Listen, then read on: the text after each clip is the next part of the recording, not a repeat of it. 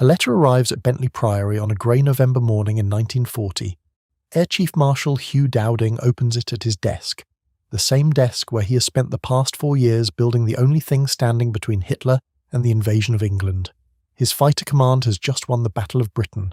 The Luftwaffe has been turned back. The invasion barges are dispersing from the Channel ports. Britain is still standing. The letter informs him that his services are no longer required, not for losing, for winning in a way that embarrassed the wrong people. Bomber Harris, who would later command the strategic bombing offensive, put it best. Dowding, he said, was the only commander who won one of the decisive battles of history and got sacked for his pains. To understand how the man who saved Britain was rewarded with a sacking, you have to go back to 1936 and a quiet office in Bentley Priory, where one stubborn air marshal refused to give up his fighters, refused to play the political game, and refused to be wrong about the thing that mattered most. This is the story of Hugh Dowding, and it is one of the most disgraceful episodes in British military history. Dowding took command of the newly created RAF Fighter Command on the 14th of July 1936. He was 54 years old, already considered difficult by the Air Ministry, and he held views that put him at odds with almost everyone who mattered in the RAF. His nickname was Stuffy, not because he was pompous, though some thought him cold and remote, but because of his quiet, unbending manner. He did not socialise easily. He did not play the political games that smoothed careers in Whitehall. He focused on one thing, getting the job done. The prevailing orthodoxy in the RAF, inherited from Hugh Trenchard, its founding father, was simple. The bomber will always get through. Fighters were essentially irrelevant. The next war would be won by strategic bombing, not by fighter defence. Build bombers, attack the enemy's cities, accept that your own cities will be bombed in return. This was the gospel according to Trenchard, and the Air Ministry believed it absolutely. The senior leadership was dominated by bomber enthusiasts, men who had staked their careers and their theories on the primacy of strategic bombing. They viewed fighter defence as a distraction from the main effort. They considered Dowding's focus on interception misguided at best, defeatist at worst. Dowding disagreed, and he had the evidence to prove it. He had spent the previous 6 years in roles that gave him unique insight into what was coming. As Air Member for Supply and Research from 1930 to 1935, and then Air Member for Research and Development, he had overseen the development of the Hurricane and Spitfire fighters. He had also witnessed something that would change everything. In February 1935, a scientist named Robert Watson Watt sent a memorandum to the Air Ministry, proposing the detection of aircraft by radio waves. Most officials filed it and forgot it. Dowding demanded a practical demonstration. On the 26th of February 1935, Watson Watt and his assistant Arnold Wilkins set up equipment near a BBC transmitter at Daventry. A Handley Page Hayford bomber flew overhead. The reflected radio signals registered on an oscilloscope. Aircraft could be detected at distance before they arrived. Dowding immediately released funding. By summer 1935, the system could detect bomber-sized targets at 60 miles. Within 5 years, it would detect German aircraft forming up over France at ranges up to 120 miles, giving roughly 15 minutes warning. I think this moment, this decision by Dowding to back Watson Watt, when the rest of the Air Ministry was focused on bombers, was one of the most consequential acts of the entire war. Radar alone would not win the Battle of Britain, but without radar, the battle could not be won at all. What Dowding built over the next 4 years was nothing less than the world's first integrated air defence system. Historians now call it the Dowding system, and its sophistication was decades ahead of anything else in the world. Consider the scale of the engineering challenge. You must detect aircraft at long range. You must filter false signals from true. You must convert raw data into actionable intelligence. You must communicate that intelligence to the right commanders in time for them to act. You must track both enemy and friendly aircraft simultaneously. You must do all of this faster than any human communication system had ever operated. Dowding solved every one of these problems. By September 1939, 21 chain-home radar stations lined the eastern and southern coasts. Their 360-foot steel transmitter towers could detect enemy aircraft at ranges up to 120 miles. Approximately 30 chain-home low stations supplemented these, catching low-flying aircraft the main chain missed. But radar was only one component. The genius lay in how information flowed.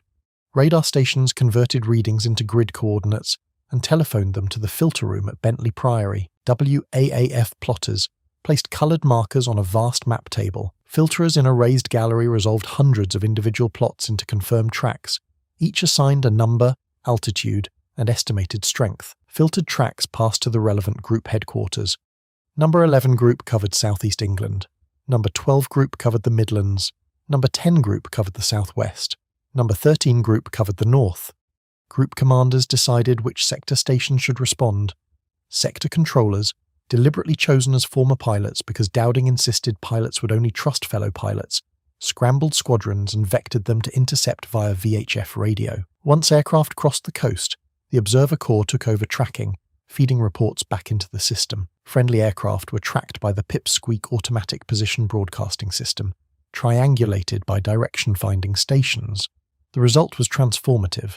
Pre-war interception rates of 30 to 50% were considered excellent. During the Battle of Britain, average interception rates reached approximately 90%. German General Adolf Galland, who commanded Luftwaffe fighters during the battle, later wrote that from the first the British had an extraordinary advantage, never to be balanced out at any time during the whole war, which was their radar and fighter control network and organisation. It was for us, he admitted, a very bitter surprise. We had nothing like it. If you're finding this valuable, subscribing genuinely helps. It tells the algorithm this kind of deep research is worth showing to more people. Now back to Dowding. Dowding did not just build the system, he fought for the right fighters to use it. Against the prevailing bomber cult, he created specifications for fast, single-seat monoplanes armed with 8 forward-firing guns. What emerged were the Hurricane and Spitfire. He resisted pressure to adopt the Bolton-Paul Defiant turret fighter. When the Deputy Chief of Air Staff ordered 9 Defiant squadrons, Dowding's stubbornness meant only 2 were equipped. When one of those went into action on the 19th of July 1940, it lost 7 of 9 aircraft in a single engagement. He fought for bulletproof windshields for his fighters. When told they were too expensive, Dowding replied that if Chicago gangsters could have bulletproof glass in their cars, he could not see any reason why his pilots could not have the same. The windshields were fitted. This was classic Dowding. Tactless, blunt, effective, and guaranteed to make enemies in the Air Ministry. Then came the catastrophe in France. Germany launched its Western Offensive on the 10th of May, 1940. Approximately 6 to 7 fighter squadrons were already in France supporting the British Expeditionary Force. The disaster unfolded with terrifying speed. The Fairey battle was a single-engine light bomber. It was slow, poorly defended, and completely obsolete, but it was what the RAF had sent to France, and now those crews were being slaughtered. Fairey battle bomber squadrons suffered 40% losses on the first day, 100% on the second. By the 14th of May, the Advanced Air Striking Force had lost 75% of its bombers. Entire squadrons were effectively destroyed. Crews who had taken off in the morning were dead by noon. The French government demanded 10 more fighter squadrons. On the 15th of May, French Premier Paul Reynaud telephoned Churchill declaring we are defeated. Before the War Cabinet met that day, Dowding confronted Churchill informally. He pulled from his pocket a graph showing recent hurricane losses. Pointing at the red line heading steeply downward, he told the Prime Minister that if the line continued at the same rate for the next 10 days, there would not be a single hurricane left in either France or England. The Air Ministry's own estimate of the minimum force needed to defend Britain was 52 squadrons. Dowding was down to the equivalent of 36, many seriously under strength. Here is where the decision becomes indefensible from the French perspective, but absolutely essential from the British one. The following day, while Churchill flew to Paris and found French officials burning files in the gardens of the Quai d'Orsay, Dowding wrote the letter that may have saved Britain. Addressed to the Under-Secretary of State at the Air Ministry, and dated the 16th of May, 1940, it stated his position with brutal clarity. I believe that if an adequate fighter force is kept in this country, if the fleet remains in being, and if home forces are suitably organised to resist invasion, we should be able to carry on the war single-handed for some time, if not indefinitely. But if the Home Defence Force is drained away in desperate attempts to remedy the situation in France, defeat in France will involve the final, complete, and irremediable defeat of this country. The letter bristled with controlled anger. Dowding pointedly reminded the Air Council that their estimate had been 52 squadrons. He demanded to know what level of strength would be left to fighter command for the defence of this country, and he demanded assurance that when that level was reached, not one fighter would be sent across the Channel, however urgent and insistent the appeals for help may be. Churchill, emotionally inclined to support France, initially pushed for more squadrons. A compromise was reached. Additional squadrons could operate from French airfields during the day, but had to return to England at night. But by the 19th of May, Chief of the Air Staff Cyril Newell, carrying Dowding's arguments, convinced Churchill to cancel further reinforcements. By the time the last Hurricane squadrons evacuated France on the 18th of June, approximately 450 Hurricanes had been lost and nearly 300 fighter pilots killed or captured. After Dunkirk, Fighter Command's first-line strength had been reduced to a mere 331 Hurricanes and Spitfires, with only 36 fighters in reserve. In my view, Dowding's letter and his refusal to be swayed by emotion is the reason Britain survived. Full stop. If those fighters had gone to France, there would have been nothing left to fight the Battle of Britain. The Battle of Britain, officially dated the 10th of July to the 31st of October 1940, pitted Dowding's fighter command against a Luftwaffe force of approximately 4,074 aircraft. That included over 1,100 single-engine fighters, 1,380 bombers, and 428 dive bombers. Fighter Command started with roughly 56 squadrons and around 754 single-seat fighters, of which only about 520 were battle-worthy. The numbers tell the story. The Luftwaffe outnumbered Fighter Command roughly 4-1 in total aircraft. Dowding pursued what historians have called a Fabian strategy. Controlled, measured response designed to endure rather than to win any single decisive engagement. As his assistant Robert Wright recalled, Dowding said he knew full well he could never win the war, but he was very conscious of the fact that he was the one man who could easily lose it. He rarely committed more than half his force at any one time. He sent up small flights to attack bomber formations, aiming to inflict steady attrition without risking catastrophic losses. He left tactical decisions to his group and sector commanders, while maintaining the strategic overview and managing the irreplaceable resource of trained pilots. His key subordinate was Air Vice Marshal Keith Park, commanding No. 11 Group in southeast England, the sector that bore the overwhelming brunt of combat. Park shared Dowding's philosophy completely. Rapid response scrambles of 1 or 2 squadrons, positioned to break up bomber formations before they reached their targets. The battle moved through distinct phases. During the Channel battles in July and early August, Dowding committed minimal fighters to convoy protection, recognizing the Luftwaffe was trying to lure his force into attrition on unfavourable terms. During Eagle attack from the 13th of August, the Germans targeted airfields and radar stations. On the 15th of August, Luftflotte 5 attacked from Norway to test whether Dowding had stripped the north of fighters.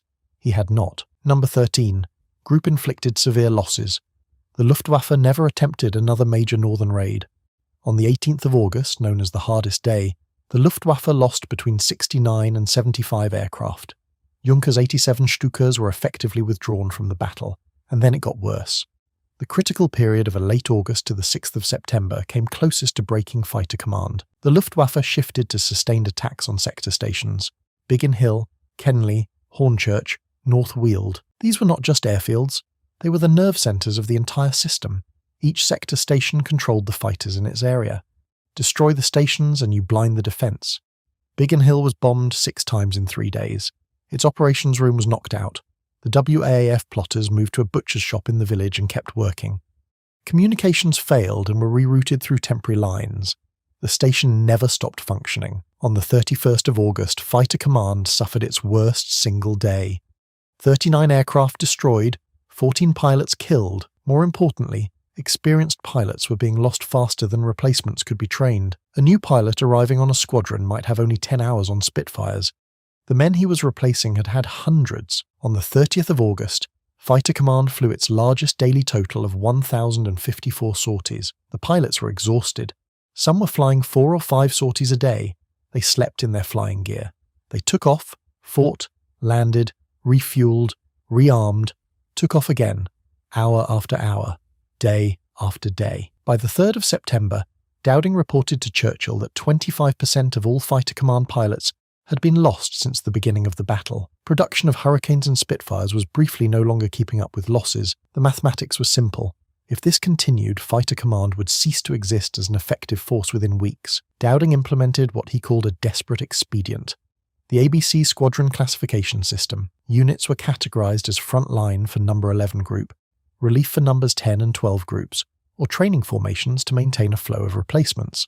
Then came the pivot that saved Fighter Command. On the 24th and 25th of August, German bombers accidentally hit London. Churchill ordered retaliatory raids on Berlin.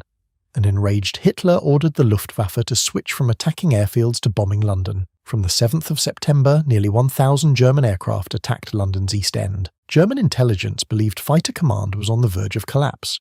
In reality, the switch relieved the pressure on airfields, allowed repairs, replenished squadrons, and let pilots rest.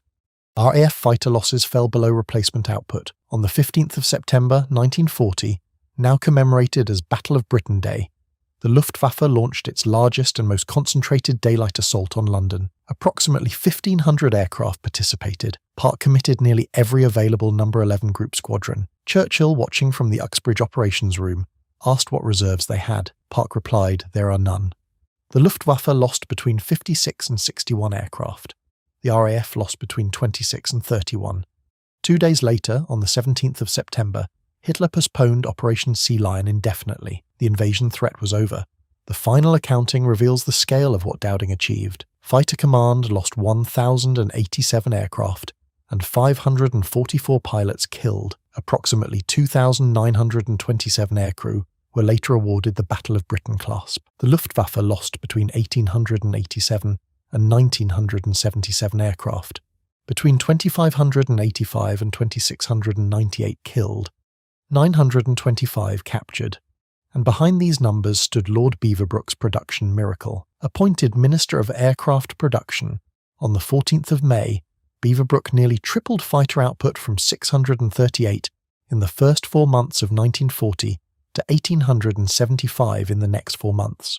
July alone produced 496 fighters, roughly 2.5 times German fighter production. Britain's fighter strength actually rose from 644 at the beginning of July to 732 at the beginning of October despite continuous combat. While Dowding and Park fought the battle, a campaign against them gathered force within their own service.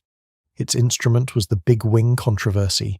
Air Vice Marshal Trafford Leigh-Mallory, commanding No. 12 Group in the Midlands, and acting squadron leader Douglas Bader, the legless fighter ace commanding 242 Squadron, advocated assembling 3 to 5 squadrons, up to 60 aircraft, into a single massive formation to meet incoming raids with overwhelming force. Park's approach of scrambling individual squadrons quickly was dismissed as piecemeal. The tactical arguments were superficially appealing but operationally hollow. The Big Wing took far longer to assemble than the claimed 6 minutes, typically more than 15 to 20 minutes, as airfields were too small for simultaneous takeoffs and individual flights had to form up sequentially. Bader compounded delays by insisting on flying from Coltishall to Duxford before assembly could begin. If directed to the wrong location, there was nothing in reserve.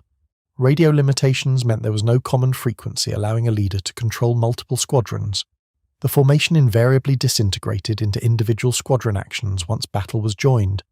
Most damningly, the Big Wing's combat claims were wildly inflated. On the 15th of September, the Duxford Wing alone claimed 105 aircraft destroyed, of a total day's claims of 185. Actual German losses were between 56 and 61. Post-war analysis by historian Dilip Sarkar confirmed overclaiming ratios as high as 7 to 1. Even pilots within No. 12 Group dissented. Flight Lieutenant Blackwood observed that it was often chaos. Flying Officer Brinsden called the Big Wing a disaster because the wing disintegrated almost immediately when battle was joined. A January 1941 paper exercise run by Leigh-Mallory himself to prove the Big Wing's effectiveness actually demonstrated the opposite. His mismanagement of the simulated attack left airfields bombed while aircraft were still on the ground. The deeper issue was not tactics, but politics.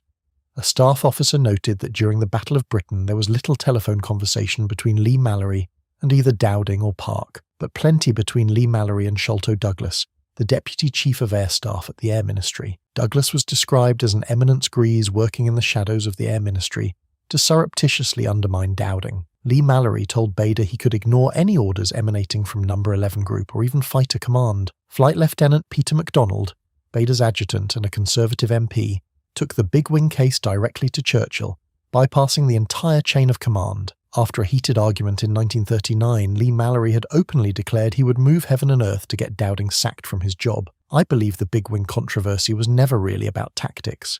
It was about the Air Ministry's embarrassment. The pre-war leadership was committed to winning through strategic bombing. It was an article of faith that fighters could not stop a bombing offensive.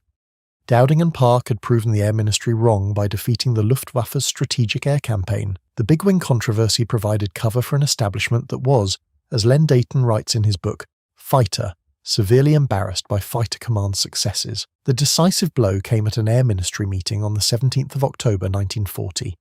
Called by Chief of Air Staff Newell to discuss fighter tactics, it was supposed to be chaired by Newell, but he fell ill. The chair passed to Sholto Douglas, the man who would shortly replace Dowding. Dowding arrived expecting to summarise his battle strategy and discuss night defence. Instead, he found Squadron Leader Bader, a junior officer, seated among air marshals. Lee Mallory had brought him so the Air Ministry could hear the views of an actual fighting pilot. No squadron leaders supporting Dowding's tactics were invited. Bader lectured the assembled brass on the simple values of overwhelming force. Douglas acted as, in one account, public prosecutor. Lee Mallory claimed he could assemble the big wing in 6 minutes. Nobody asked why it had always taken over 15 in practice. Lord Beaverbrook later described it as a meeting with a gang of bloody air marshals who in a quasi-trial accused Dowding and Park of failure in the battle they had just won. What happened next should have ended careers. But not Dowding's or Park's careers, the careers of those who orchestrated this travesty. On the 24th of November, 1940, barely 3 weeks after the Battle of Britain officially ended, Dowding was removed from command of Fighter Command. He was given approximately 24 hours to vacate his office. His replacement was Sholto Douglas, the man who had chaired the October meeting that served as his trial. Multiple forces had converged. Air Chief Marshal Sir Charles Portal, the new Chief of the Air Staff, agreed with Douglas and Lee Mallory on tactics. Archibald Sinclair, the Secretary of State for Air, had consistently wanted Dowding removed. Retired RAF grandees Hugh Trenchard and John Salmond pushed relentlessly. Salmond chaired a committee on night defence that was critical of Dowding and attached a private note recommending Dowding should go. When he told Churchill the same thing, Churchill practically blew him out of the room, but Salmond told Beaverbrook that Churchill was coming round, and that if the Prime Minister failed to act, he was prepared to go to the King. Churchill's role was complex, and I think understanding it reveals something important about how even great leaders fail the people who serve them best. Churchill had twice intervened to extend Dowding's retirement, writing to Sinclair that Dowding was one of the very best men you have got. He described Dowding's generalship as an example of genius in the art of war. When he visited Park's underground operations room at Uxbridge on the 15th of September, he had tears in his eyes as he watched the defence of London unfold. He knew exactly what Dowding and Park had built and what they were achieving, but Churchill also harboured resentment from May 1940, when Dowding's arguments had swayed the cabinet against sending more fighters to France, a decision Churchill had wanted. Churchill never forgot being contradicted, and he never entirely forgave those who proved him wrong. Michael Corder detected in Churchill's memoirs an attempt to disguise a certain degree of dislike and resentment toward a man who not only had contradicted him, but had turned out to be right. Churchill's ego, so essential to his defiance of Hitler, also made him a poor judge of those who stood up to him. In their finest hour, Churchill barely mentioned Dowding and distorted the record, claiming Dowding had said he could defend Britain with 25 squadrons. Dowding's letter had expressed grave concerns about holding out with 36. Len Deighton called this nonsense. Churchill accepted the dismissal. He later said it broke my heart. If this sounds familiar, if you have watched someone lose their position not because they failed, but because they succeeded in a way that embarrassed the wrong people, you are not imagining it. The RAF in 1940 ran on the same principles as every other British institution of the era. The right connections, the right politics, the right willingness to play the game. Dowding had none of those things. He had results, and results were not enough. The pattern was completed within weeks. Keith Park was removed from No. 11 Group in December 1940, replaced by Lee Mallory, the very man who had campaigned against him. Park was posted to the ignominy of Flying Training Command, the finest tactical air commander in the RAF. The man who had personally directed every major engagement of the Battle of Britain was sent to train cadets. Dowding's own departure from Bentley Priory was characteristically stoic. When Sholto Douglas arrived to take over and walked into the office while Dowding was still writing at his desk, Dowding finished what he was doing, looked up, and simply said good morning. Then he left. No ceremony, no formal handover, no acknowledgement of what he had achieved. His farewell letter to the pilots he had protected with such ferocity was devastating in its restraint. My dear fighter boys, in sending you this my last message, I wish I could say all that is in my heart. I cannot hope to surpass the simple eloquence of the Prime Minister's words. Never before has so much been owed by so many to so few. The debt remains and will increase. The 2 men who won the Battle of Britain were replaced by the 2 men who had attacked them.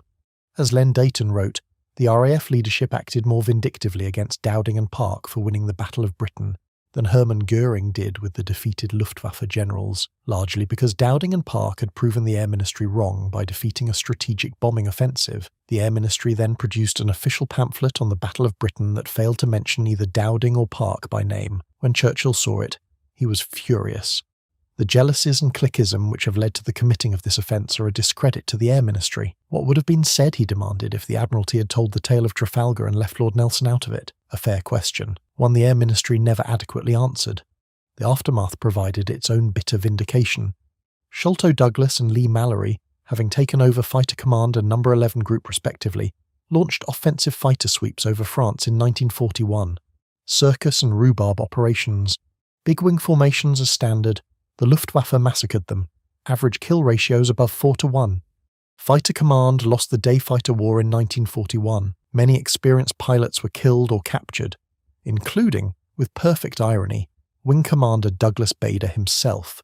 Shot down and captured in August 1941. Park, by contrast, went on to vindicate his tactics spectacularly. Appointed air officer commanding in Malta in July 1942, he found the island under constant bombardment. Its fighter strength had been reduced to a handful of serviceable aircraft. Morale was shattered. Park applied exactly the same approach he had used in the Battle of Britain. Pairs of squadrons intercepting well forward. Economy of force. Conservation of irreplaceable pilots. Within a fortnight of his arrival, bombing of Malta stopped. The island held. The Mediterranean campaign continued. He was knighted, rose to Air Marshal, eventually assumed command of Allied Air Forces in Southeast Asia Command in 1945, replacing Lee Mallory, who had been killed when his aircraft crashed in the French Alps in November 1944, en route to that very command. There is a certain justice in the fact that Park ended up with the job that killed Lee Mallory, though I suspect Park took no pleasure in it. He was not that kind of man. Dowding spent his remaining years in quiet dignity and eccentric pursuits. He became interested in spiritualism, claimed to communicate with the spirits of dead RAF pilots. Those who mocked him failed to understand the weight he carried. 544 of his pilots had died. Thousands more had been wounded. He had sent them into battle knowing many would not return. If he sought comfort in the belief that he could still hear their voices, who had earned the right to judge him? He became a vegetarian, published books on theosophy, campaigned for animal rights. The establishment that had dismissed him found his interests embarrassing. They preferred to forget him entirely. He married his second wife Muriel in 1951. On their 15th anniversary he wrote, "To the love of my life. Is it not fun?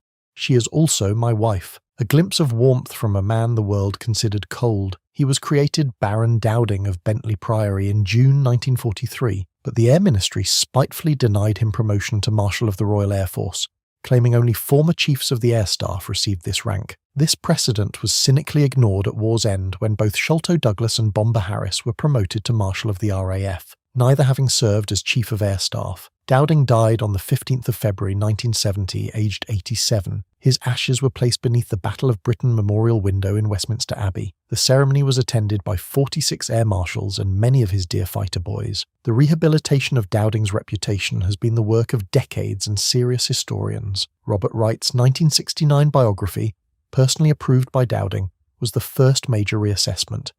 Stephen Bungay's The Most Dangerous Enemy, published in 2000 and now considered the definitive single-volume history of the Battle of Britain, established that the decisive weapon was not radar itself but the Dowding system of fighter control. The difference that made the difference, Bungay concluded, was the leadership. Vincent Orange's biography, Dowding of Fighter Command, published in 2008, provided the most thorough scholarly treatment. Dilip Sarkar's meticulous analysis of combat claims versus actual losses demolished the bigwings record with forensic precision. The contemporary verdicts remain the most powerful.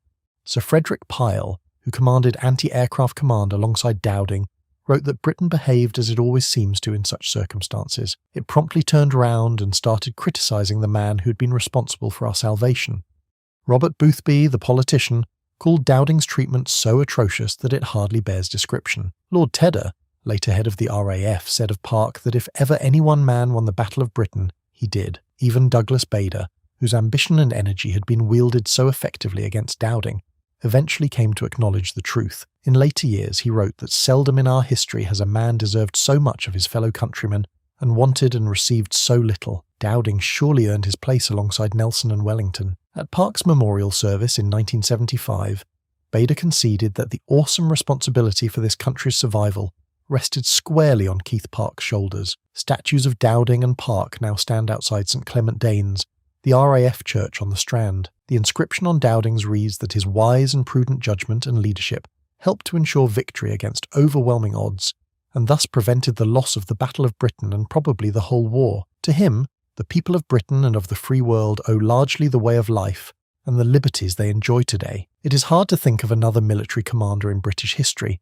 who received such a tribute in stone and such shabby treatment in life. The story of Dowding is not primarily about the Battle of Britain. It is about what institutions do to the people who save them. Dowding was difficult, austere, tactless with politicians, incapable of the backroom politicking that might have protected his position. He called Lee Mallory a man who cannot see further than the end of your little nose. He contradicted Churchill and turned out to be right, which Churchill never entirely forgave. He proved the bomber-obsessed Air Ministry wrong about the most fundamental strategic question of the war, and he did all of this while fighting under the shadow of repeated retirement dates. 5 separate times the Air Ministry told him his services would no longer be required, each time extending him just long enough to be useful and never long enough to feel secure. Dowding understood his position with bleak clarity. He told a friend that his job was to prevent the war from being lost, not to win it, and when his job was done, he would go out like a cork from a bottle. He spoke of casualties with anguish unusual for a commander of his era. People talk very lightly about casualties, he said. They will say we only lost 4 pilots today. I feel as if I had lost 4 sons, and when asked about his knighthood, he replied that if he could, he should like to cut the decoration up into 1,000 pieces and distribute it to the fighter boys, who are the ones who have really earned it. The statistics tell the story with brutal economy. Dowding built a system from nothing that achieved 90% interception rates against an air force that outnumbered his roughly 4-to-1 in total aircraft. His fighter command destroyed nearly 2,000 Luftwaffe aircraft while losing just over 1,000 of its own. His 544 dead pilots, the few, held the line while Beaverbrook's factories produced nearly 500 fighters a month. And for this, within weeks of victory, he was replaced by the man who had acted as his prosecutor. His finest subordinate was replaced by the man who had vowed to destroy him. It remains one of the most disgraceful episodes in British military history, and one of the most instructive about the gap between what leaders deserve and what institutions deliver. The next time you hear someone praised for being a team player, for knowing the right people, for managing up effectively, remember Hugh Dowding. He had none of those qualities.